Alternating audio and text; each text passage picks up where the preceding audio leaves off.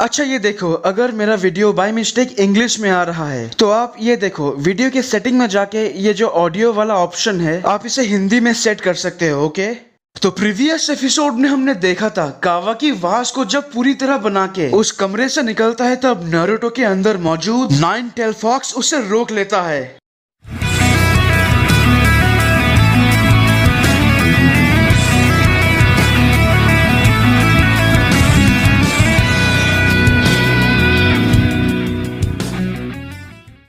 तो एपिसोड के शुरुआत में हम देखते हैं कावाकी नारुतो के अंदर से निकल रहा नाइन टेल फॉक्स चाकरा को देखकर पूरी तरह हैरान। ये आखिर है क्या? चुपचाप यहीं बैठ। जब तक नारुतो तुम्हें इजाजत नहीं देता तुम्हें यहाँ से नहीं जाना चाहिए।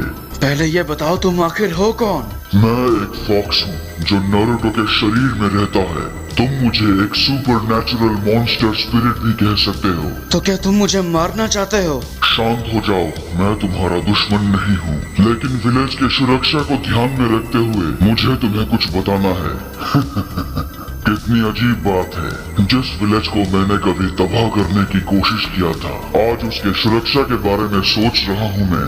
मुझे अब याद आ रहा है, मैं जब कारा ऑर्गेनाइजेशन में था तो उनके कुछ फाइल्स में मैंने तुम्हारे बारे में पढ़ा था। तुम वो घिनौने टेल बीस्ट हो ना, नाइन टेल फॉक्स। यकीन नहीं होता इनके अंदर एक ऐसा मॉन्स्टर भी है। तो मिस्टर होकागे इतने ताकतवर हैं क्योंकि उनके पास ऐसा हथियार है और शायद इसीलिए उन्हें विलेज के लीडर के रूप में चुना गया। तुम्हारा नाम कावाकी है ना? ऐसा सोचने के लिए मैं तुम्हें दोष नहीं दूंगा क्योंकि तुम्हें असली वजह नहीं पता, जबकि तुमने जो कहा उसका ठीक उल्टा है। मैंने नारुतो को बच्चे से बड़ा होते हुए देखा। मैं उसके मुश्किल सफर का साथी हूँ और उसे मुश्किल भी मेरी वजह से मिली। अगर मैं न होता तो इसका बचपन बहुत खुशहाल होता। तो हाँ, इसकी जिंदगी कभी तुम्हारे जैसी थी। मैंने बहुत इंसानों की जान ली है, सभी मुझसे नफरत करते हैं। हाँ मैंने पढ़ा है, तुमने कई सभ्यताओं को तबाह किया था जब तुम आजाद घूमते थे। तुम सच में मेरे बारे में जानते हो? मैंने जिन जिन लोगों की जान ली उनमें नारुतो के माता पिता भी शामिल थे। जिस दिन वो पैदा हुआ तब मुझे उसके अंदर सील कर दिया गया। मेरी वजह से नारुतो को असाधारण चाकरा मिली, लेकिन साथ में लोगों की नफरत भी।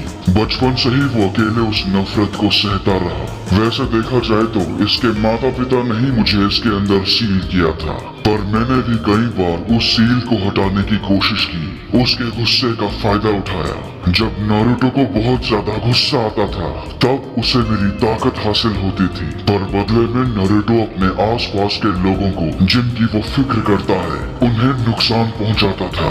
पर वक्त बदला, मेरी सोच बदली। उसने मुझे एक हथियार के रूप में नहीं बल्कि एक साथी के रूप में चुना। यकीन नहीं होता कोई तुम जैसे मॉन्स्टर को भी बदल सकता है। यही तो नारुतो की सबसे बड़ी खासियत है। जो लोग उससे नफरत करते थे वही उसे सबसे ज्यादा पसंद करने लगे और अब वो उनका रक्षक है। जिस तरह नारुतो ने सबको बदला, तुम्हें भी अपने आप को एक मौका देना चाहिए। आज नारुतो के पास सब कुछ है, परिवार है, पूरा विलेज और ये लैंड ऑफ फायर नेशन उसका है। कभी भी ऐसा मत सोचना कि तुम्हारी वजह से नारुतो की जान पर या उसके परिवार पर या उसके विलेज पर खतरा आ सकता है। जब तक नारुतो यहाँ है सभी सुरक्षित हैं, तुम भी। तुमने सही कहा, मुझे उन पर भरोसा है। बात करते करते बहुत देर हो गई बच्चे, मुझे चलना चाहिए। कुरामा के गायब होते ही कावाकी भी अपने भावनाओं को शांत करता है। इसके अगले दिन वैसे आज कावाकी पेड़ पर सीधा चलना सीखने वाला है, पर उससे पहले वो उन दिनों को याद करता है जब जीगेन नन्हे कावाकी को डंडे से मार मार के कर्मा को इस्तेमाल करना सिखाता था। मेरे कर्मा को ऑब्जर्व करके तुम वेसल तो बन गए, लेकिन तुम अब भी बेकार हो। अगर मैं बेकार हूँ तो मुझे यहाँ से जाने दो, मुझे यहाँ नहीं रहना। जब तुमने मेरे कर्मा को अपने शरीर पे धारण किया उसी समय तुम्हारी जिंदगी का फैसला हो गया। अपने इच्छाओं को दिमाग से निकाल दो, यहाँ से भागने का कोई रास्ता नहीं। अब उठो और साबित करो कि तुम इस शक्ति के काबिल हो। उस मुश्किल दौर को याद करने के बाद कहाँ खो गए कावाकी? कुछ नहीं, तो मुझे बस अपने दोनों पैरों के मदद से इस पर चलना है, वो भी सीधा, है ना? कल तुमने चाक्रा पर फोकस करना सीखा था। पेड़ पर सीधा चलने के लिए तुम्हें अपने पैरों के निचले हिस्से पर फोकस करके अपने चाक्रा को वहीं इकट्ठा करो और फिर चढ़ो। ठीक है, मुझे कोशिश करने दो। उसने सही कहा था, भागने का कोई रास्ता नहीं, पर मैं भी सब कुछ तुम्हारे हिसाब से चलने नहीं दूंगा जीगेन। तो कावाकी को जैसा इंस्ट्रक्शन मिला वो उस पर ध्यान करके पेड़ पर सीधा चलने की कोशिश करता है और उसकी कोशिश कामयाब रहती है। बहुत अच्छे, तुमने ये जल्दी सीख लिया। अब तो तुम अपने चाक्रा पर पूरी तरह काबू कर सकते हो। ये तो बच्चों के खेल जितना आसान है। आप मुझे शैडो क्लोन जुत्सु करना कब सिखाओगे? बच्चों का खेल? कुछ ज्यादा नहीं बोल दिया? तुम्हें अंदाजा भी नहीं, पेड़ पर सीधा चलना सीखने के लिए मुझे और सास्के को कितनी मेहनत करनी पड़ी थी। पर डैड, जब मैंने पहली बार ये सीखा था तो मेरे लिए भी ये बच्चों का खेल था। कावाकी को इस तरह ट्रेनिंग करते हुए मित्सुकी और सारदा दूर से देखते हैं।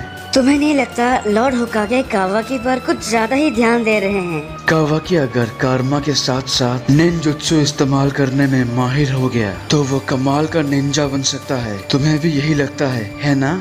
मेरा ये मतलब नहीं था। मैं कह रही थी लॉर्ड होकागे उस पर कुछ ज्यादा ही ध्यान दे रहे हैं। लॉर्ड होकागे इस विलेज को अपना परिवार मानते हैं। मतलब तुम खुद देखो, मेरे जैसा इंसान जो एक हथियार के रूप में लैब में बनाया गया हो, तो मैं यहाँ अपनी जिंदगी आराम से बिता रहा हूँ। हाँ, लेकिन इसके साथ ये भी सच है कि लॉर्ड होकागे कावाकी में खुद को देखते हैं और ये भी इनकी महानता है। हम सब उनके लिए बहुत खास हैं। सही कहा तुमने, हम बहुत लकी हैं जो बोरुतो के डैड हमारे होकागे हैं। तो ट्रेनिंग खत्म करके वो सब अपने घर लौट रहे होते हैं। बोरुतो, तुम्हारे कर्मा वाले हाथ में पहले की तरह दर्द हो रहा है? नहीं, अब तो नहीं हो रहा, पर हाँ ये बीच बीच में होता है और साथ में मेरा दिल भी बहुत जोर से धड़कता है। कावाकी, तुम्हें कैसा महसूस होता है? मुझे काफी टाइम से दर्द नहीं हो रहा और बुरे सपने भी आने बंद हो गए। शायद ऐसा निंजुत्सु ट्रेनिंग के वजह से हुआ होगा। मैं पहले से ज्यादा ताकतवर महसूस कर रहा हूँ। देखा, मैं यही तो चाहता था।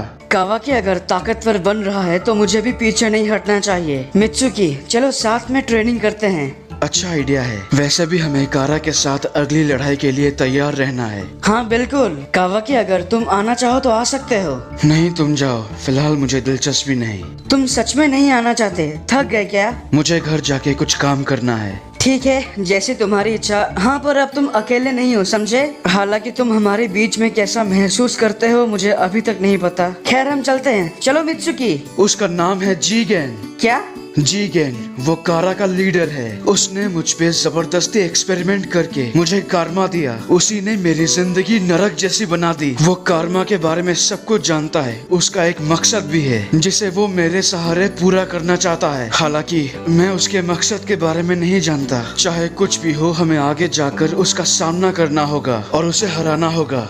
कोई बात नहीं, आने दो उसे, हम उसका सामना करेंगे। और बात सिर्फ कारमा की नहीं, तुम भी मेरे लिए खास हो कावाकी। मैं तुम्हें खो नहीं सकता, तो हम साथ में उस जीगेन को खत्म करेंगे और कारा को भी। आइडिया बुरा नहीं है, मैं तुम्हारे साथ हूँ बोरुतो। अगर आपको याद होगा, शिकमारू ने कोनोहामारू को मिशन दिया है कि वो कावाकी पर हर दिन 24 घंटे नजर रखे। तो यहाँ भी कोनोहामारू और उसकी टीम चुपके से नजर रख रहे थे। तो जैसे ही कावाकी कारा के लीडर जीगेन का नाम लेता है, कोनोहामारू की टीम इस अहम जानकारी को शिकमारू को देते हैं। तभी होकागे ऑफिस के अंदर हम देखते हैं। चलो, एक बात हम जान गए, कारा के लीडर का नाम है जीगेन। कोनोहामारू ने एयरशिप से जो डेटा लाया था उसमें भी यही नाम था और अब कावाकी के वजह से ये कंफर्म हो चुका है। तो क्या चाहते हो, इसीलिए हम कावाकी पर यकीन कर ले?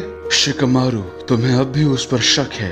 अगर कावाकी पर यकीन करने के लिए कोई अच्छा कारण है तो बताओ ऑनबू कैप्टन। नारुतो का उस पर अंधा विश्वास करना मुझे भी थोड़ा अजीब लगता है, लेकिन कावाकी विलेज पर हमला करना चाहता है, इसका भी हमारे पास कोई पक्का सबूत नहीं। कोनोहामारू के लाए उस डेटा में और क्या निकला? क्या कारा के लोकेशन के बारे में कुछ है? बिल्कुल है। हमें उस डेटा में एक अजीब से जगह के कोऑर्डिनेट्स मिले।